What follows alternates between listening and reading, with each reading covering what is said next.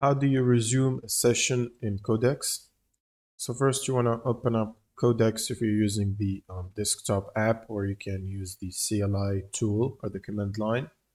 And to resume the most recent session, you want to open up the terminal. So you can click on the top right here and click on toggle terminal. And then you want to run the following command, which is basically codex space resume space dash dash last, and press enter, and this should resume the most recent session. You can do that in your external terminal if you have your project on another folder.